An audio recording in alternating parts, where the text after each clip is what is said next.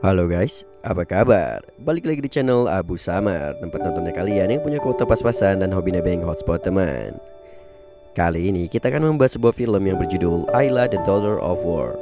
Film ini diangkat dari sebuah kisah nyata yang berlatar perang Korea pada tahun 1950. Film yang dirilis pada tahun 2017 ini menceritakan tentang seorang prajurit yang bernama Sersan Sulaiman dari Satuan Komando Turki yang secara tidak sengaja menemukan seorang gadis kecil di antara tumpukan mayat korban peperangan.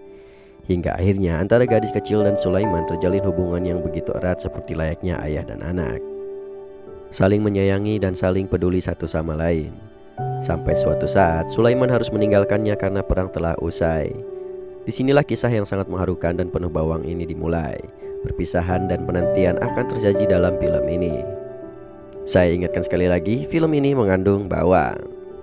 Tapi sebelum itu, seperti biasa jangan lupa like, komen, subscribe, dan nyalakan tombol loncengnya. Oke guys, nggak usah lama-lama lagi, langsung aja kita menuju TKP.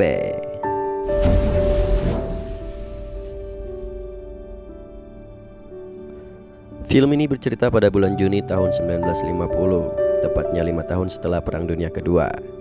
Adegan memperlihatkan beberapa penduduk yang nampak bahagia di sebuah desa yang berada di perbatasan antara Korea Selatan dan Korea Utara. Namun kebahagiaan mereka terenggut karena tak lama setelah itu tiba-tiba datang sekelompok tentara dari Korea Utara menyerang dan melakukan invasi untuk menguasai daerah Korea Selatan. Adegan berpindah ke Turki di mana kabar tentang konflik Korea ini sudah menyebar luas, termasuk Turki. Mereka sangat prihatin dengan kejadian tersebut. Di sini kita diperkenalkan dengan seorang prajurit yang bernama Sersan Sulaiman. Ia dipanggil dan diminta untuk bergabung dengan Satuan Komando Perdamaian PBB yang akan dikirim ke Korea Selatan. Sulaiman menerima tugas tersebut walau dengan berat hati, karena itu artinya ia harus meninggalkan kekasihnya. Pada malam harinya, Sulaiman pun menemui Nuran untuk membicarakannya sekaligus berpamitan padanya.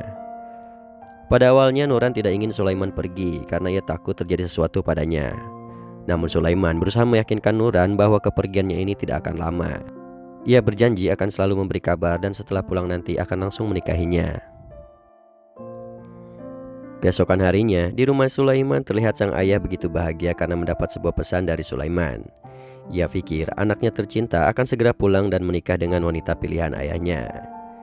Namun setelah Nimet membacakan surat itu, ternyata Sulaiman memberitahukan bahwa dirinya akan ditugaskan ke Korea. Tentu saja hal itu membuat kedua orang tua Sulaiman begitu sedih dan khawatir. Apalagi Nimet hanya bisa bersedih dan mendoakan Sulaiman agar kembali dengan selamat. Oh ya guys, for your information, jadi Sulaiman ini punya dua pacar. Yang satu bernama Nuran, wanita pilihan Sulaiman sendiri, dan yang kedua adalah Nimet, wanita yang dijodohkan oleh ayahnya. Si Nimet ini hampir setiap hari datang ke rumah Sulaiman untuk membantu orang tuanya. Singkat cerita, setibanya di Korea Selatan, Sulaiman dan pasukan lainnya pergi menuju perbatasan untuk bergabung dengan tentara Amerika yang sudah ada di sana. Di sepanjang jalan, Sulaiman melihat begitu banyak orang-orang yang kehilangan keluarga, rumah, dan orang-orang tercinta akibat perang itu. Tak lama setelah itu mereka pun tiba di kamp Amerika. Sulaiman tetap berusaha menepati janjinya untuk sebisa mungkin mengirim pesan kepada Nuran dan keluarganya di rumah. Sulaiman memberi kabar bahwa dirinya baik-baik saja dan mereka tidak perlu mengkhawatirkannya. Nuran yang membaca surat dari Sulaiman pun begitu bahagia, termasuk Nimet dan keluarganya. Tak lama setelah itu ternyata beberapa hari ini Sulaiman tidak mengetahui bahwa perang ini akan segera berakhir karena menurut temannya yang bernama Mesut, diketahui musuh sudah mundur dan meninggalkan Korea Selatan. Di sini Ali, sahabat Sulaiman yang berada di sana, sedikit kecewa mendengarnya karena mereka sudah jauh-jauh datang ke Korea. Namun tak lama kemudian, kamp militer mereka diserang beberapa pesawat tempur. Semua pasukan termasuk Sulaiman dan Ali akhirnya segera berlari mencari tempat berlindung.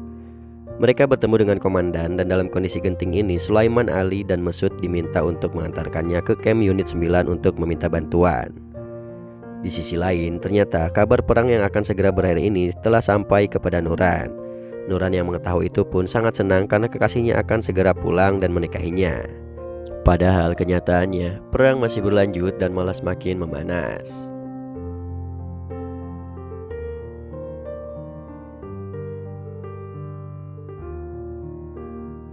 Shin kembali ke Korea di mana pada malam harinya saat di perjalanan membelah hutan, Sulaiman dan teman-temannya kembali dikejutkan karena melihat mayat yang berserakan di mana-mana.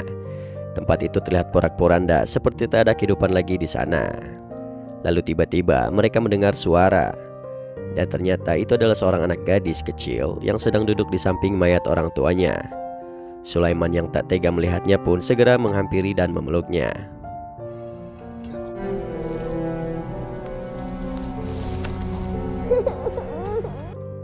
Tak lama setelah itu, mereka tiba di unit 9.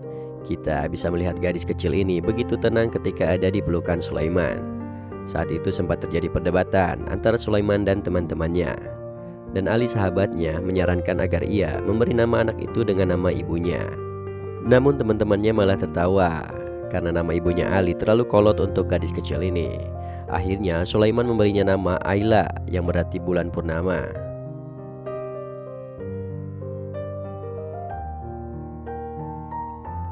Keesokan harinya, perjalanan dimulai melalui rute yang sudah direncanakan. Namun ternyata tentara musuh mengetahui rute yang mereka lalui. Sehingga perang pun kembali terjadi di sana.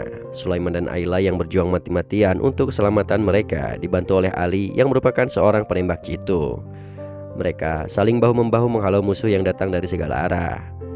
Namun sayangnya semakin banyak musuh yang mereka lumpuhkan, semakin banyak pula yang datang. Mereka pun semakin terdesak dan kondisi semakin memburuk. Namun akhirnya bantuan pun tiba dan segera membantu mereka mengalahkan tentara musuh.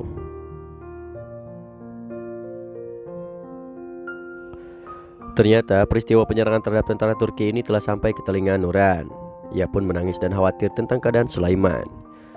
Begitupun dengan keluarganya Sulaiman yang saat itu berada di rumah. Pada suatu hari, Sulaiman mendapat teguran dari atasannya tentang keberadaan Ayla karena dapat menghambat pekerjaannya dan juga dapat membahayakan nyawa anak itu sendiri jika dibawa ke area peperangan. Sulaiman pun mengatakan bahwa ia tetap tidak bisa meninggalkan Ayla. Di suatu hari, kita diperlihatkan Sulaiman serta yang lainnya sedang diberi penghargaan. Lalu tiba-tiba Ayla muncul di tengah-tengah upacara dan membuat semua orang kaget.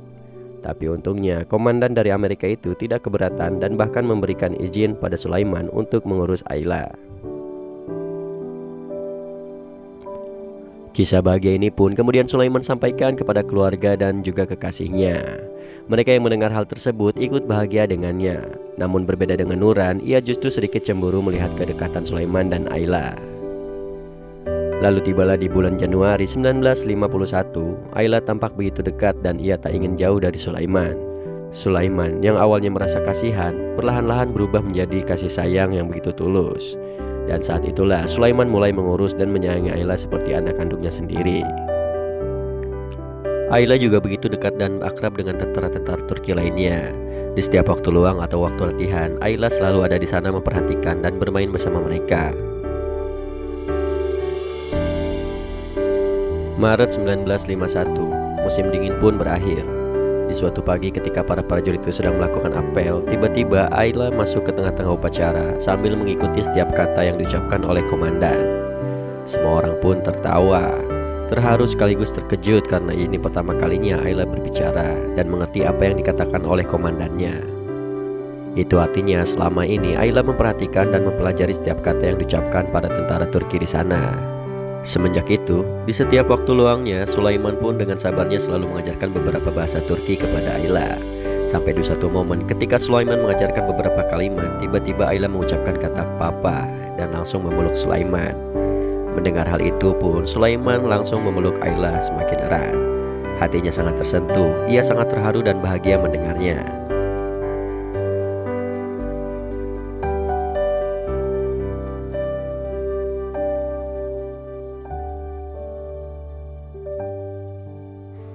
Scene kembali memperlihatkan Sersan Ali yang sedang emosi karena mendapat tugas untuk menjaga perbatasan. Karena sebelumnya ia sudah merencanakan untuk melihat konser Marilyn Monroe yang merupakan idolanya sejak dulu. Sulaiman dan temannya pun berusaha menenangkan Ali. Ia berjanji bahwa ia akan mendapatkan tanda tangan dari Marilyn Monroe lengkap dengan tanda ciuman darinya. Mendengar hal itu, Ali pun sedikit tenang dan bersedia untuk ditugaskan.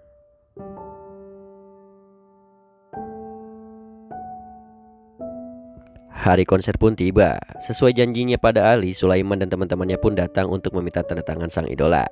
Dengan cerdiknya, Sulaiman memanfaatkan Ayla untuk mengalihkan perhatian Marilyn Monroe. Dan ternyata trik itu berhasil. Marilyn Monroe terpesona ketika melihat tingkah lucunya Ayla. Sementara itu, di kamp pertahanan, kita diperlihatkan Ali yang sedang memandangi foto sang idolanya. Ia nampak tidak fokus dalam bertugas. Perhatiannya teralihkan oleh foto yang ada di tangannya. Dan ia berkata bahwa ia berjanji akan menemuinya setelah perang berakhir. Namun sayangnya sebelum hal itu terjadi, sebuah peluru meluncur dan menembus jantung Ali. Ali pun akhirnya tewas seketika di sana. Sulaiman yang mengetahui tentang kematian sahabatnya ini begitu terpukul sambil menangis bercucuran air mata. Ia meletakkan seikat bunga dan foto yang ia janjikan kepada Ali sebelumnya.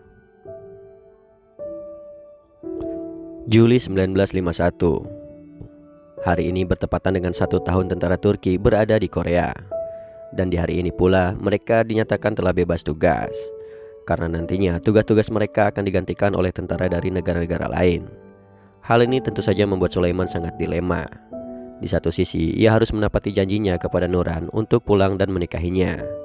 Namun di sisi lain, ia juga sedih dan khawatir dengan nasib Ayla yang sudah menganggapnya ayah. Tibalah saatnya di mana semua teman-teman Sulaiman bersiap untuk kembali ke Turki. Sementara Sulaiman memutuskan untuk tinggal beberapa waktu lagi untuk mengurus Ayla. Lalu Sulaiman pun kembali menuliskan surat untuk kekasih dan keluarganya. Dalam surat itu, ia menuliskan bahwa ia menunda kepulangannya untuk beberapa waktu. Keputusan Sulaiman pun membuat Nuran, kekasihnya, serta keluarganya kecewa padanya. Kemudian, komandan memberitahu Sulaiman bahwa dalam 10 hari ke depan akan ada kapal yang akan membawa mereka yang masih tinggal di sana untuk kembali ke Turki. Sulaiman pun diperintahkan untuk kembali, namun Sulaiman menjelaskan tentang kekhawatirannya terhadap Ayla. Dan komandan pun menjelaskan bahwa Ayla nantinya akan dititipkan di sekolah khusus anak-anak korban perang. Bahkan di sana juga hadir pengurus sekolah tersebut dan memberikan baju seragam untuk Ayla. Keesokan harinya, Sulaiman dan Ayla tiba di sekolah yang akan menjadi tempat tinggalnya nanti. Lalu Sulaiman pun ikut masuk dan melihat keadaan sekolah tersebut. Sulaiman melihat Ayla nampak betah bersama anak-anak lainnya. Namun berbeda dengan Sulaiman yang tahu bahwa dirinya akan pergi meninggalkan Ayla. Saat Sulaiman akan meninggalkan sekolah itu, tiba-tiba Ayla muncul dan berlari ke arahnya sambil memanggil Papa. Ia menangis terseduh-seduh dan berkata pada Sulaiman bahwa ia tidak ingin ditinggalkan olehnya. Sulaiman pun semakin tidak tega meninggalkan Ayla. Kemudian Sulaiman memutuskan untuk membawa Ayla ke Turki dengan memasukkannya ke dalam koper. Sebelum Sulaiman menaiki kapal, seluruh anggota diperiksa dan didata. Sulaiman nyaris ketahuan karena ia terlihat membawa koper dengan ukuran yang sangat besar. Sulaiman pun berhasil meyakinkan bahwa di dalam koper hanya berisi oleh-oleh untuk keluarganya. Dengan senyum bahagia, ia pun berjalan menuju kapal. Namun baru saja beberapa langkah, tiba-tiba teman Sulaiman datang dan memberitahunya bahwa Ayla telah menghilang dari sekolahnya. Lalu ia bertanya kepada Sulaiman di mana Ayla berada. Semua orang yang berada di sana menjadi kaget saat membuka koper miliknya. Setelah rencananya membawa Ayla gagal, ia pun semakin bimbang dan bingung. Ia berpikir apa yang harus dilakukan untuk tetap bersama Ayla. Mesut pun memberi saran bahwa Ayla sebaiknya tetap tinggal di sini dan suatu hari nanti ia bisa datang untuk menjenguknya. Akhirnya, semua usaha Sulaiman pun berakhir dan ia harus berpisah dengan Ayla. Dengan berat hati dan rasa sedih yang ia bendung, Sulaiman pun berusaha menenangkan hati Ayla.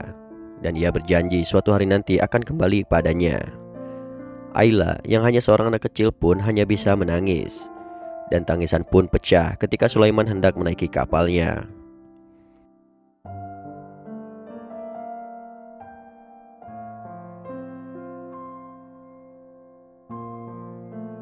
Setibanya di Turki, Sulaiman harus kembali menerima kenyataan pahit karena ternyata Nuran sudah menikah dengan orang lain, sehingga membuat hati Sulaiman hancur dan terpukul.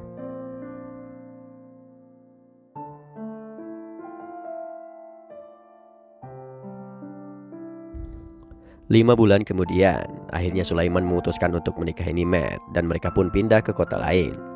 Pernikahan mereka sebenarnya masih terasa canggung karena pada dasarnya Sulaiman tidak mencintai Nimet. Ditambah lagi semenjak dari Korea, ia masih terus memikirkan Ayla sehingga membuatnya kurang perhatian kepada Nimet. Beruntungnya, Nimet adalah seorang wanita yang baik dan penyabar. Ia juga sangat perhatian kepada Sulaiman dan mencoba membicarakan tentang Ayla yang selama ini mengganggu pikirannya. Sulaiman pun mulai terbuka. Ia menceritakan apa yang menjadi kegelisahannya kepada Nimet. Berbeda dengan Nuran, Nimet justru terlihat antusias untuk membantu suaminya dalam mencari keberadaan Ayla. Bahkan, ia sendiri mengatakan jika Sulaiman menganggap Ayla sebagai anaknya, maka Nimet pun demikian. Hari demi hari, bulan demi bulan, Nimet tidak pernah berhenti membantu Sulaiman untuk mencari keberadaan Ayla. Setiap informasi yang ia dapat, Nimet selalu menyempatkan diri untuk memberitahu suaminya. Melihat kegigihan istrinya membuat Sulaiman tersadar dan ia pun mulai membuka hatinya untuk Nimet. Usaha Sulaiman bersama istrinya ini memang tergolong sangat sulit. Kesulitan ini sebenarnya sangat mendasar, itu semua karena mereka tidak mengetahui nama asli Koreanya ataupun orang tuanya. 40 tahun pun berlalu semenjak Sulaiman berpisah dengan Ayla. Saat ini Sulaiman dan Nimet pun semakin menua. Namun di setiap waktu luangnya Sulaiman selalu menyempatkan diri untuk mengenang sahabatnya Ali serta momen bersama Ayla saat itu. Juni 2002, Sulaiman bertemu dengan seorang wartawan dan ia diminta untuk menceritakan kisahnya bersama Ayla semasa perang dulu. Mereka ini ternyata sedang mencari narasumber untuk keperluan film dokumenter. Jika Sulaiman bersedia bercerita, maka mereka pun berjanji akan membantu untuk mencari keberadaan Ayla.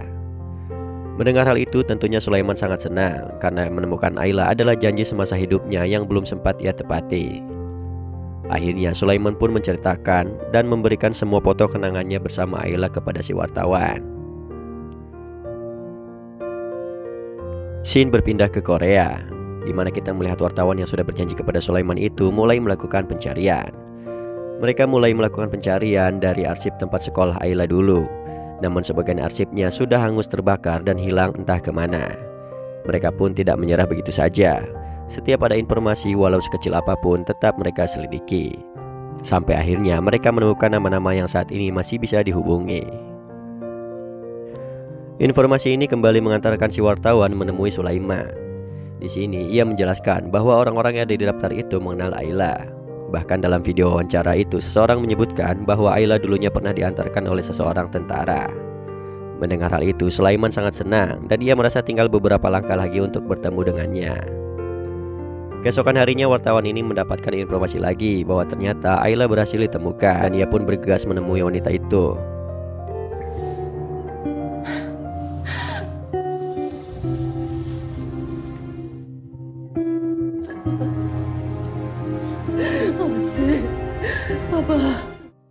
April 2010, tepat 60 tahun setelah perang berakhir.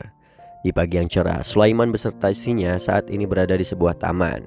Tempat ini adalah tempat yang sama di mana dulunya sekolah Ayla berdiri. Beberapa saat kemudian, dari ujung taman Sulaiman melihat seseorang datang menuju ke arahnya. Tidak perlu lama bagi Sulaiman untuk mengenal siapa dirinya. Dan tidak perlu bingung untuk Ayla mengenal siapa ayahnya.